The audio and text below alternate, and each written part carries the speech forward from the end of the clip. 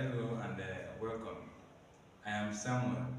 Today's class we'll be talking about numerical problems on units and measurements.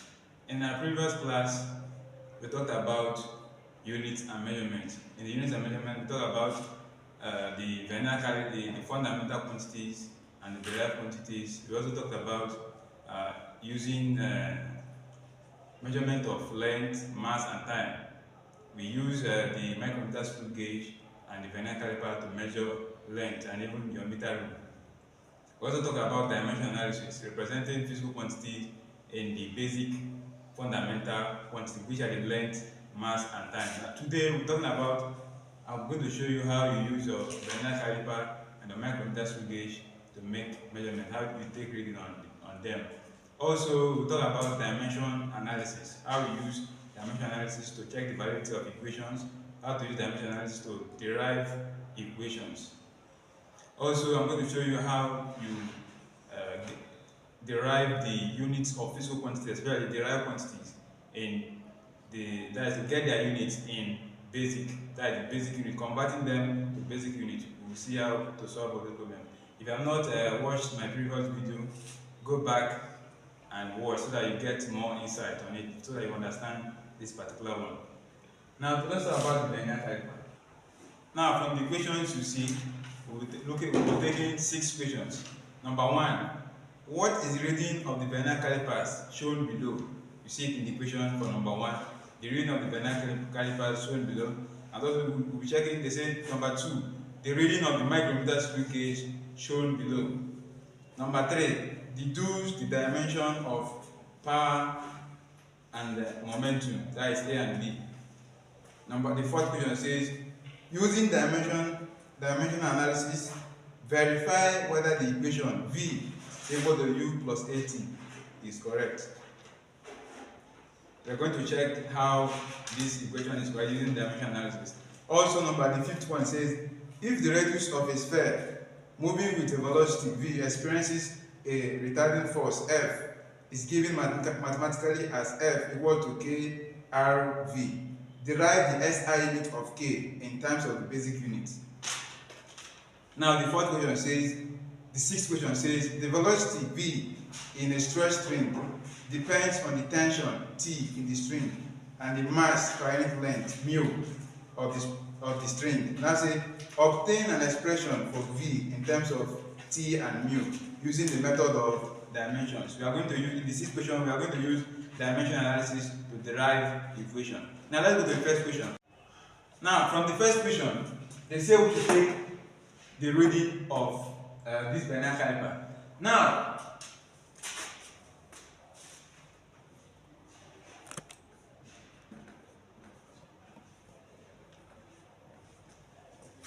for the vernier caliper,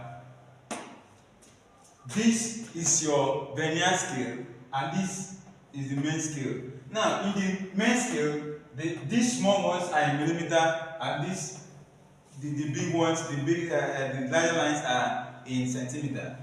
Now you get the true reading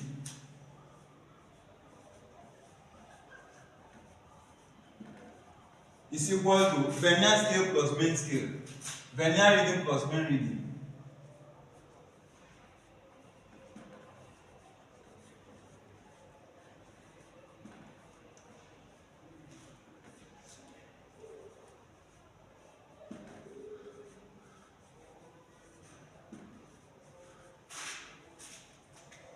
Now, how will you get your vernier reading from this and you get the main reading here? Now, how did they do that? These are in millimeters. Now, if you check, 10 millimeter make 1 centimeter. Now, from here, you have 3 centimeter. Now, you start from the left to count. The last line before the vernier scale touches this vernier main scale. That is the last line, that's where you stop reading. If you check, you have 1, 2 before 3 centimeter. Now these are in millimeters, so this will be 28, 29, 30 millimeter. And that 30 millimeter is what? 3 centimeter. Remember I said 10 millimeter make 1 centimeter. So we have, this is 3 centimeter, which is 30 millimeter. In other words, this is your 28, 29, 30 millimeter, which is 3 centimeter. Now, your main reading is 28 millimeter. 28 millimeter. You take this one first, the one that comes before this vernier scale, touching it.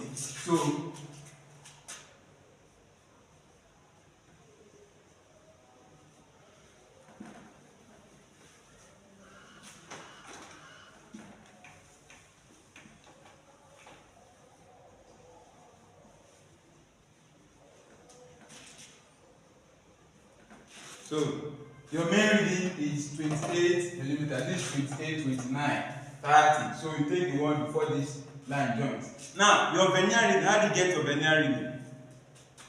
Remember we said that this is where you take your vernier reading. Now remember we said that the reading accuracy of a vernier caliper is 0.1 millimeter. That means that each of this small line is 0.1. So here is your, starting from here, 0.1, 0.2, 0.3, 0.4, and this is 0.5. So each of these lines are in 0.1 millimeter. Now, how do you take your reading? You check the line among all these lines at the vernier scale, the one that coincides with the main reading, with the main scale. If you look at this, the line that joins here is this one. So it now be 1, 2, 3, 4, 5, 6, 7, 8. The 8th one coincides with the vernier scale. The readings on the vernier, on the main scale. So it is 0.1 times 8 to give what? 0.8 millimeter. So your vernier reading is 0.8 millimeter.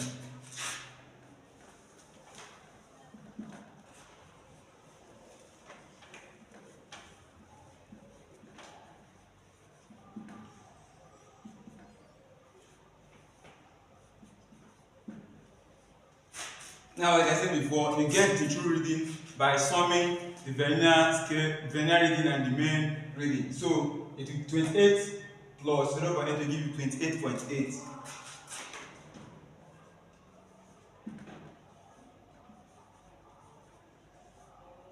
The true reading is 28.8 millimeter.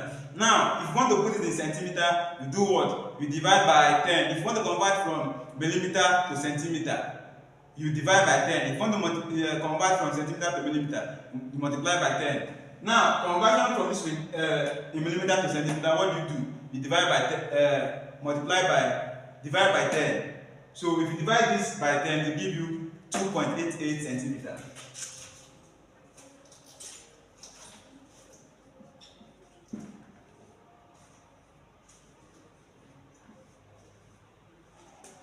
Now this is about the micrometer screw gauge. Like the vernier caliper, it also have the main reading, main scale and the vernier scale. These ones are the main scale, and this one is the vernier scale. How do you get the main scale? This is in all these lines are in millimeter. This is your 0 to origin, and this one is 0.5 millimeter. 0.5, 1, 1.5, 2. Now if you look at, you have 1, 2, 3, 4. So this 4 plus this one is 0.5. Each of this line, each of this is 0.5. So you have 1, 2, 3, 4 plus this one is what? 4.5. So the main reading is 4.5 millimeter.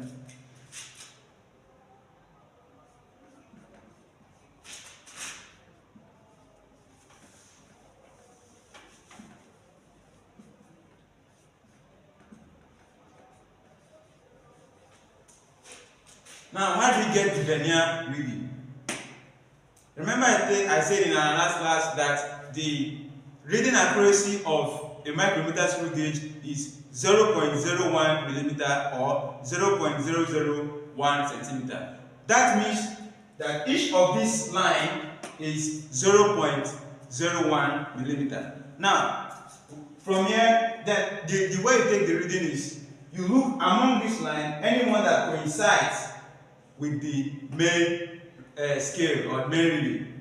If you look at this, so after the 15, the next one is what? 16. So this 16, the 16th one coincides with the main scale or the main reading. Then if each of these line is 0.01, so 0.01 times 16 will give you 0.16 millimeter. So the vernier reading of the micrometer screw gauge here is 0.1 millimeter.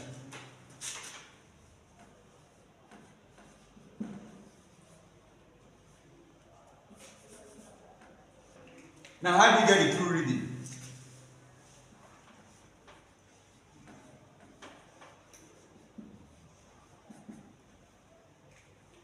The true reading is vernier reading plus main reading.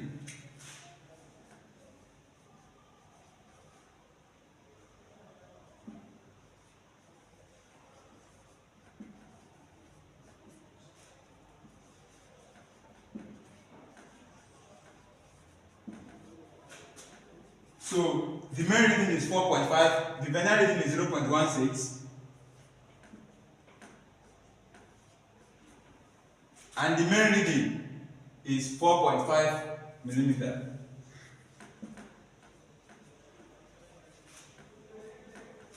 If you add both of them together, it will give you 4.66.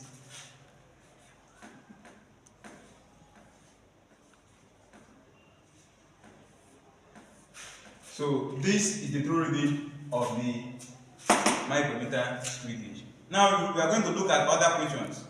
Now the next question says we should deduce the dimensions of power and momentum. In our last class, I told you that we are going to use dimension analysis. We are going to dimension analysis help us to get the dimension of physical quantities. Now in this question, how do you get the dimension of power? Now, first of all, you state the formula. What is the formula or the derivation of power? The formula of power is the rate of doing work, so it's work over time.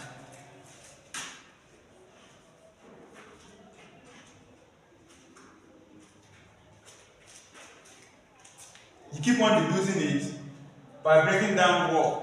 What is the formula or the derivation of work? Work is force times distance.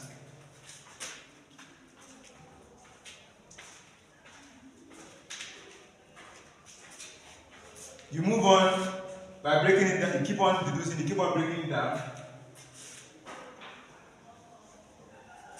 Now, force is what? The formula of force is mass times acceleration. So you have mass times acceleration times distance over time. Now, you see that the mass, the distance and time are in the fundamental. You still need to break down acceleration. If you break down your acceleration, it will give you mass times, what is the formula of acceleration? Acceleration is velocity over time. So you have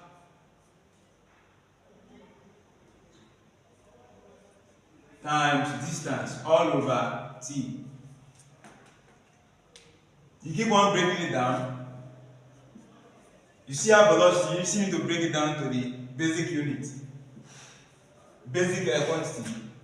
And what is the formula of velocity? Velocity is displacement over time. So you have displacement over time over t times distance all over t. Now, in this case, you have mass times, you now have s over t squared times s all over t. If you want to simplify it, mass times, now s times s is what? S squared all over t squared all over t. Therefore, you have mass times s squared all over, you have ms squared all over t squared times 1 over t, which will give you ms squared over t cubed. Looking at this, if you break it further, you have ms squared t raised to the power minus 3. Why? Using indices. If you have ms squared times 1 over t raised to the power 3, we still give you the same thing. Now, if you break this one further, it will give you ms squared times, using indices, it will now be t raised to the power minus 3. So this is how we got this. So looking at this, you have got all these and the basic quantities. Now, like I told you before, the fundamental quantity, in dimensioning, you put the basic quantities in capital letter and you put them in brackets. Now, you change this mass to capital letter, you change the s, and the quantity that has distance is length, l squared, and this is time, t raised to the power minus 3. You put it in bracket. This is the dimension of power. Now, we have talked about the dimension of power. Now, how do you get the dimension of momentum?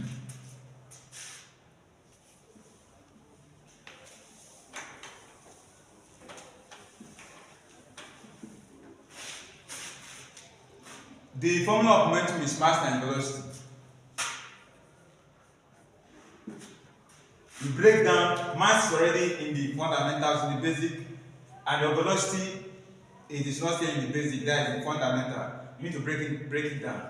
So it will now be mass times, the formula of velocity is displacement over time.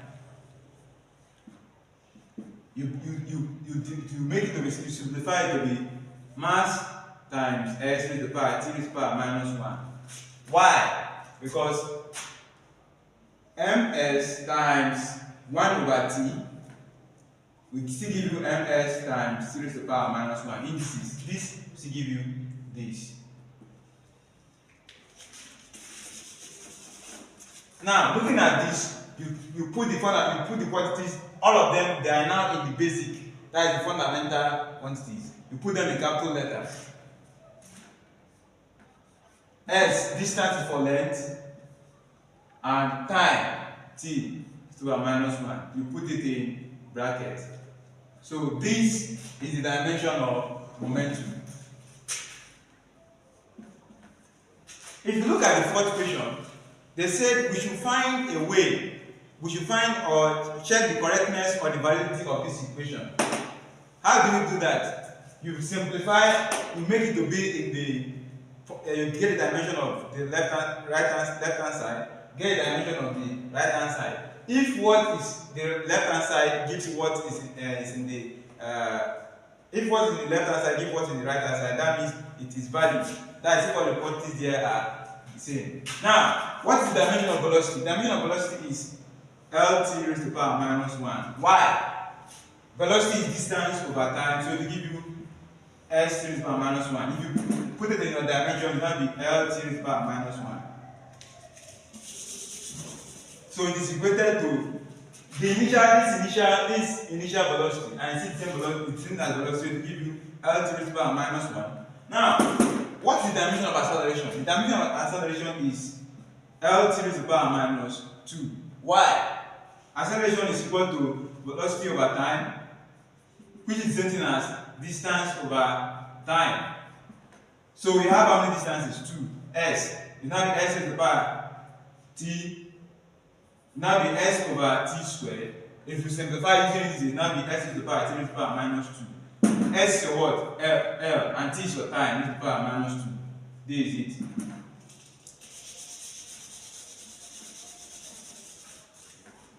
Now we have t there already as time. That is, you are multiplying dot t. So Lt raised to the power minus 1 is equal to Lt raised to the power minus 1 plus. Now t raised to the power minus 2 is multiplying this times t. Using this, there's an invisible one there, so now t raised to the power minus 2 plus 1. So this will give you minus 2 plus 1 will give you minus 1. So it now be L here, t raised to the power minus 1. If you look at this equation, you see that it is valid or what? Correct. Why? What is in the left hand side give you the same thing, the same quantities at the right hand side. So this equation is correct using dimensional analysis. Now let's look at the fifth equation. In the fifth equation, they ask us to find the unit of K. They said the force, the retarding force is has a relationship with constant K and the radius of a spherical ball with moving with the what? Velocity V. Now they say we find the unit of K in the what? Fundamental, that is the fundamental unit, the basic unit. How do we do that?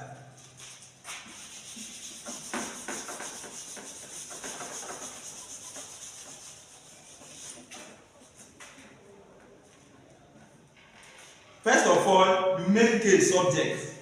So K is equal to F is equal to K RV.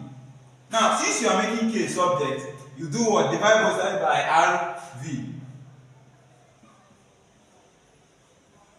This one goes. So your K is equal to F over RV. Now, what do? You get the units.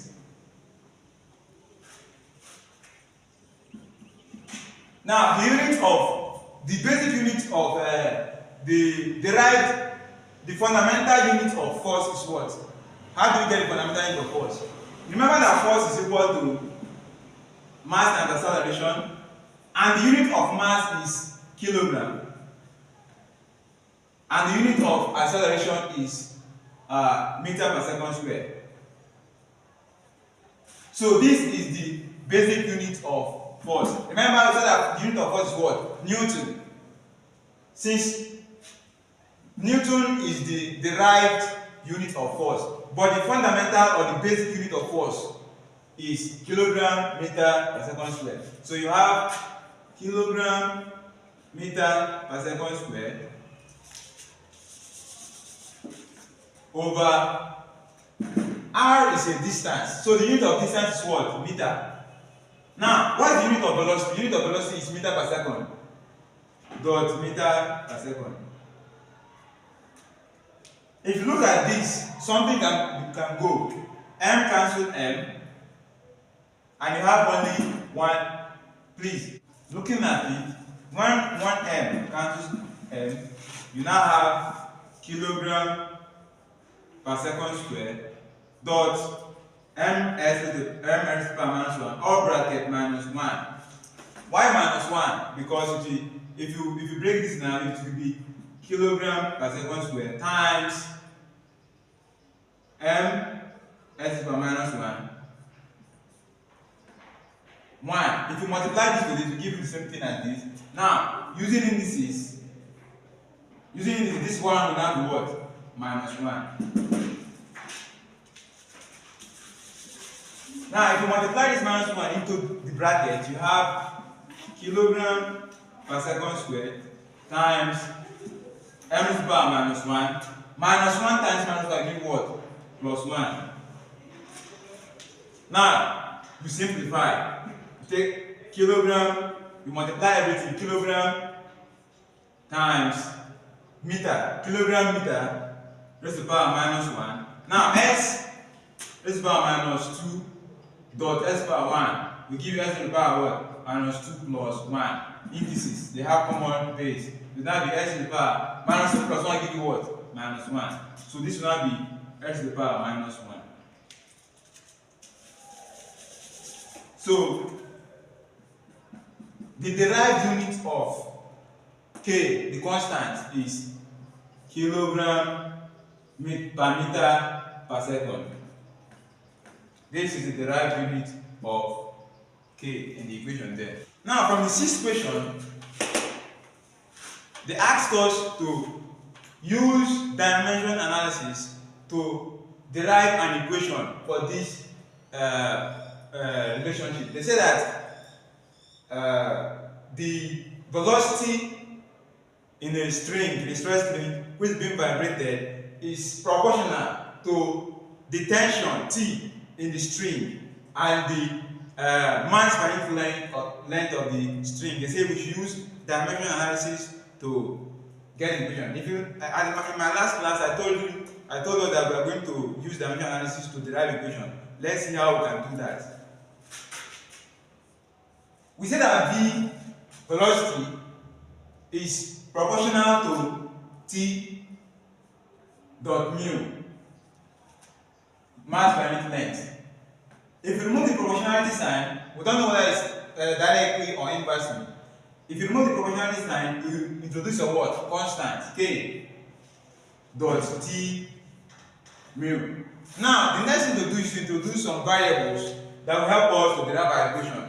What do I mean? We say that v is equal to k t raised to the power a dot mu raised to the power b. We use a and b to get or derive this equation. Now let's talk what we do. We do not introduce variable to this here because k is dimensionless. So v. Now what is the dimension of v?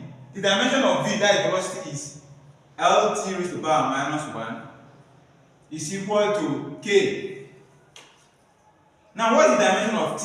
T is what? Tension. And tension is a what? Force. And what is the dimension of force? We did it here just now. We said that force is what? Mass times acceleration. And the mass times, now what is the unit of acceleration? Meter per second square. Kilogram meter per second square. Now if you break it down, your kilogram is what? Mass. And meter is what? Length. And x is what? T. So this is the dimension of force, of tension. Tension is a force. You put it in brackets. M lt raised to the power minus 2 raised to the power a bracket. Now what is mu? Mu is the mass per unit length. That is mass first over what? Length. Mass per unit length. So it will now give you mlt raised to the power minus 1. Sorry. To give you ml raised to the power minus 1. So it will now be ml raised to the power minus 1. Put it in bracket. B raised to the power b. The next thing to do is to open the bracket. If you open the bracket, we give you must take in the powers. M raised to the power a, L raised to the power a, T raised to the power minus 2 times a. We give you minus 2a dot. What is the mass?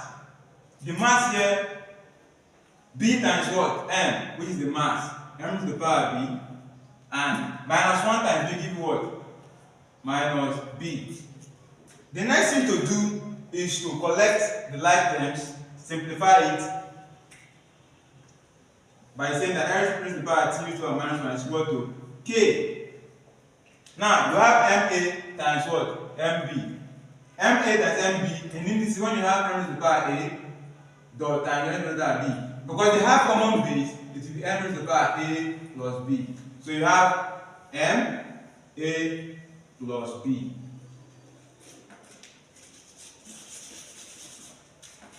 For the length, you have a and b. So it will be l raised to the power a minus b. For t, you have only one t. So it will be t raised to the power minus 2a. The next thing to do is to separate or bring out one physical quantity from the left hand side and from the right hand side, and then find a way of getting the a of b. What do I mean? Let's make it of t first, because let's make it of t. So you have t raised to the power minus 1 is equal to, we have t raised to the power minus 2a. T cancels t, and you have minus 1 is equal to minus 2a. Minus cancel minus.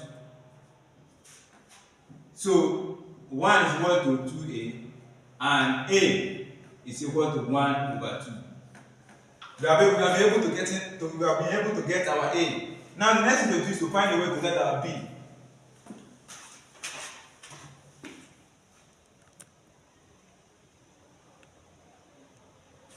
Now, the next thing to do is either to bring out length at the left hand side and length at the right hand side, simplify and get your B, or use mass, any of them to give the same answer. But let's make use of L. Okay, let's make use of L. So we have L to the power 1, that's an invisible one here, is equal to, here we have L to the power A minus B. L will cancel L, so you have 1 is equal to A minus B. Now we have gotten our A, so we are going to make B subject. When you make B subject, you have minus B is equal to 1 minus A. Therefore, you have minus B equal to 1 minus, but our A is 1 over 2. You simplify further. When you simplify further, you have 2 minus 1 over 2. So minus B is equal to 1 over 2. You take minus to the other side, so B is equal to what? Minus 1 over 2. Now, the next thing to do is to place your B and your A to the initial first equation, V. So you have V is equal to K dot times T raised to the power. Our A is 1 over 2 dot mu. Our mu is minus 1 over 2. So V is equal to KT raised to the power 1 over 2 dot this minus is in indices, you put it what? To make it to be 1. It now be 1 over mu raised to the power 1 over 2. So V is equal to K T. This one, it's when you multiply, this one will go on top, so it now be KT raised to the power 1 over 2 over mu raised to the power 1 over 2.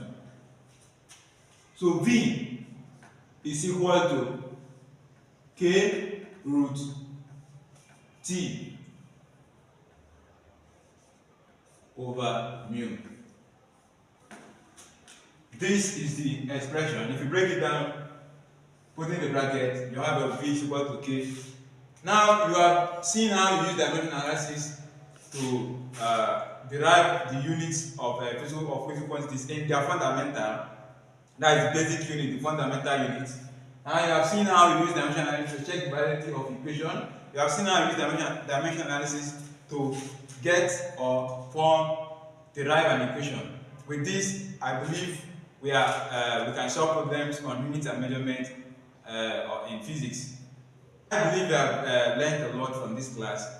Do well to turn on the notification button, that is subscribing, and also like and comment to get subsequent videos. Thank you.